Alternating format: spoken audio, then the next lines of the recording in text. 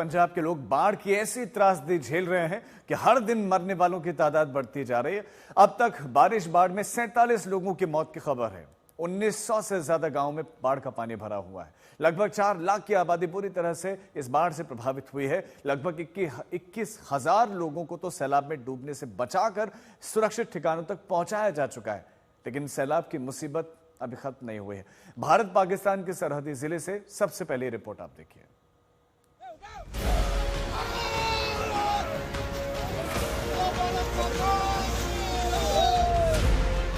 ये हिंदुस्तान पाकिस्तान की सरहद है।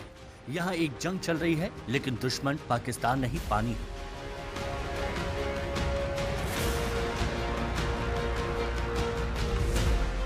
वो पानी जो दरिया की हदों को पार करके हिंदुस्तान की सरहद पर बने तटबंध पर लगातार दस्तक दे रहा है।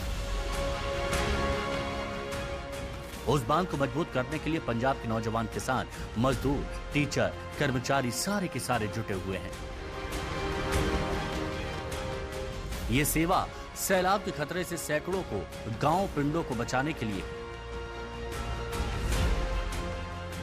हाथों हाथ मिट्टी और रेत भरी बोरियां तटबंध के किनारे डालकर उसे मजबूत किया जा रहा है। मिट्टी कम पड़ रही है तो ट्रैक्टर के ट्रॉले भर भर कर वहां मिट्टी पहुंचाई जा रही है।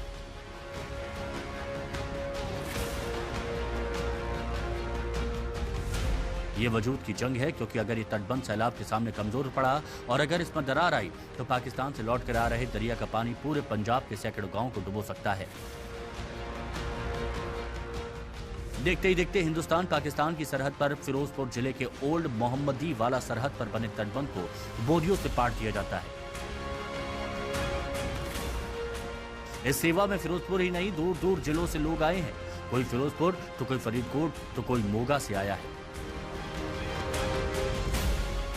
सैलाब के संकट से जूझने की जद्दोजहद ऐसी है कि इस सेवा में स्कूल के टीचर्स भी अपना योगदान दे रहे हैं। आम पब्लिक, आम जनता, किसान, मजदूर, आम लोग, दुकानदार लगे हुए ने। ਅਸੀਂ ਸਰਕਾਰੀ ਸਕੂਲ ਦੇ ਅਧਿਆਪਕ ਵੀ ਇਹ ਸੇਵਾ ਵਿੱਚ ਲੱਗੇ ਹੋਏ ਆ ਕਿ ਜਿਹੜੀ ਪੰਜਾਬ ਦੀ ਜਿਹੜੀ ਸਾਰੀ ਇਹ ਪ੍ਰਾਪਰਟੀ ਹੈ, ਇਥੋਂ ਦੀਆਂ ਜ਼ਮੀਨਾਂ, ਇਹਨਾਂ ਨੂੰ ਬਚਾਇਆ ਜਾ ਸਕੇ। ਸੇਵਾ ਦੀ ਇੰਤਹਾ ਹੋਈ ਪਈ ਆ। ਪੰਜਾਬੀਆਂ ਦਾ ਜਜ਼ਬਾ ਹੀ ਆ, ਪੰਜਾਬੀਆਂ ਦੇ ਖੂਨ 'ਚ ਹੀ ਆ। ਲਗਾਤਾਰ ਅਸੀਂ ਦੇਖ ਰਹੇ ਹਾਂ ਵੀ ਕੱਲ ਦੀ ਮਿੱਟੀ ਦੇ ਗੱਟੇ ਆ ਰਹੇ ਆ, ਭਰੀਆਂ ਟਰਾਲੀਆਂ ਆ ਰਹੀਆਂ, ਲੰਗਰ ਲਗਾਤਾਰ ਆਏ। फिरोजपुर जिले में सरहद के इलाकों में जीरो लाइन के पास बाढ़ के बेहद बुरे हालात हैं। इसमें कुछ जगहों पर तटबंध को नुकसान भी पहुंचा है और सरहद पर की गई बाढ़बंदी भी तहस नहस हो गई है।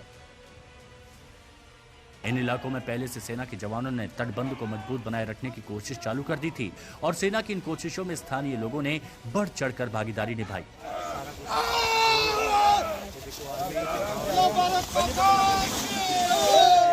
सरहद पर तो आम लोग तटबंध मजबूत कर ही रहे हैं।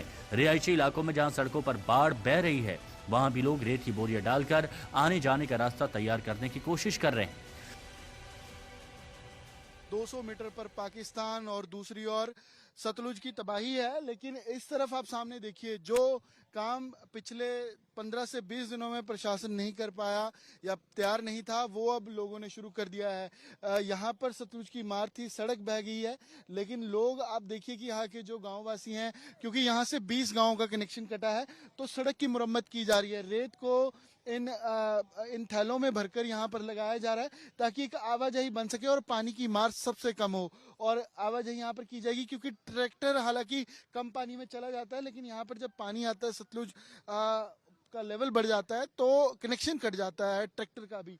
तो उसके लिए अब सड़क की मुरम्मत की जा रही है और रास्ता बनाया जा रहा है। हालांकि फिरोजपुर और फाजिलका में ऐसे हालात हैं कि सैकड़ों गांव कनेक्शन जिनका कटा है और आने वाले 10 से 15 घंटे और चिंताजनक जरूर है, क्योंकि भाखड़ा डेंजर मार्ग के बिल्कुल पास है और 10-10 फुट फ्लड गेट्स खोले गए हैं, जो सतलुज यहीं फिरोजपुर और इसी फाजिलका में सबसे ज्यादा मार कर रही है। फाजिलका में तो एनडीआरएफ के जवान रोज ऐसे सैकड़ों लोगों को निकाल रहे हैं जो बाढ़ में फंसे हुए हैं। इनमें कुछ बुजुर्ग, बीमार महिलाएं भी हैं। आपदा राहत में जुटी ये टीमें पिंडों के बीच घूम घूम कर मुनादी कर रही हैं और इलाके से बाहर निकलने की अपील कर रही हैं।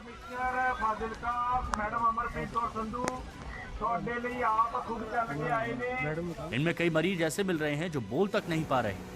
पास ही एक महिला मरीज को एनडीआरएफ के जवानों ने बोट से रेस्क्यू किया, जो बोल नहीं पा रही थी और हथेली पर इशारे करके कुछ कहना चाह रही थी।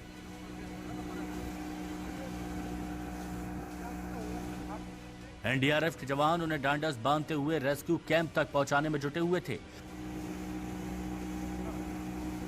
पंजाब में फिलहाल सतलुज का पानी थोड़ा कम तो हुआ है, लेकिन सैलाब से फिलहाल राहत मिलती नहीं दिख रही। अमन भारद्वाज, फिरोजपुर आज तक। दिल्ली में बाढ़ पीड़ितों के बीच में दिल्ली के पूर्व मुख्यमंत्री अरविंद केजरीवाल पहुंचे हैं। शास्त्री पार्क इलाके में इस समय वो मौजूद हैं और बाढ़ पीड़ितों से मिलने के लिए अरविंद केजरीवाल पहुंचे हैं। ये तस्वीरें भी हैं। पंजाब में भी अरविंद केजरीवाल पहुंचे थे और अब वो दिल्ली में, जहां यमुना खतरे के निशान से 2 मीटर ऊपर इस समय बह रही है। हालांकि अब पानी धीरे धीरे घट रहा है, लेकिन अभी भी जो लोग अपने घरों से दूर हैं राहत शिविरों में, उनसे मिलने के लिए, उनका दर्द जानने के लिए अरविंद केजरीवाल पहुंचे हैं। ये वही तस्वीरें अभी आप देख रहे हैं। शास्त्री पार्क इलाके में जो राहत शिविर बनाया गया है, वहां पर अरविंद केजरीवाल सीधा संवाद करते दिख रहे हैं।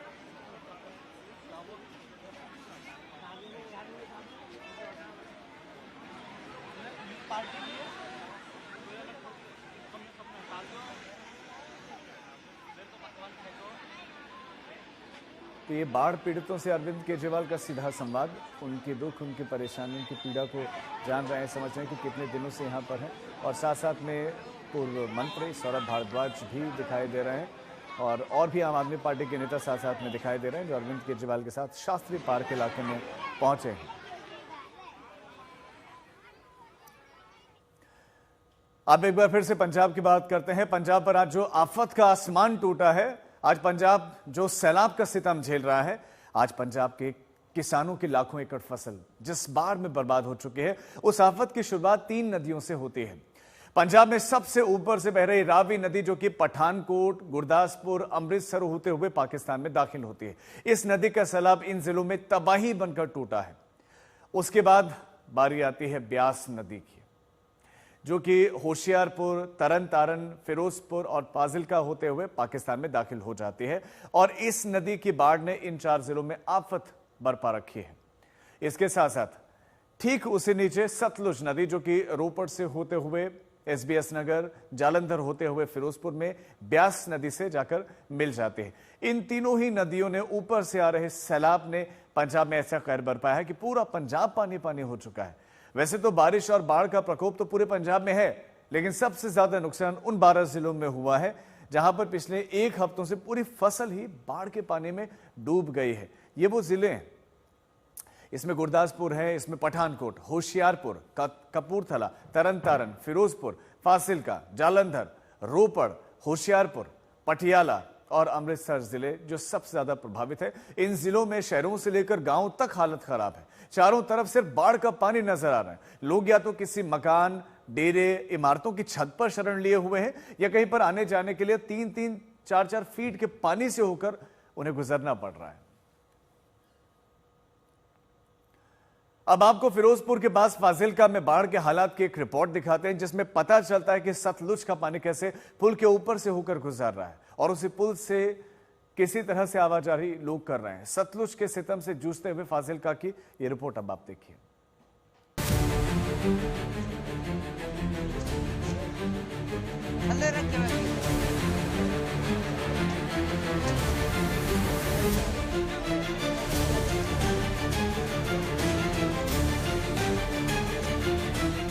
पंजाब के फाजिल्का जिले में इन दिनों बेलगाम पानी के खिलाफ जंग छिड़ी हुई है। जहां नजर डालिए पानी ही पानी है।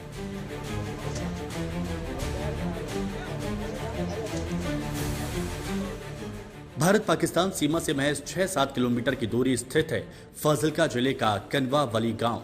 तस्वीरें देखिए, पुल के ऊपर से सतलुज नदी का पानी बह रहा है, सैलाब नदी की चौड़ाई को बढ़ा रहा है।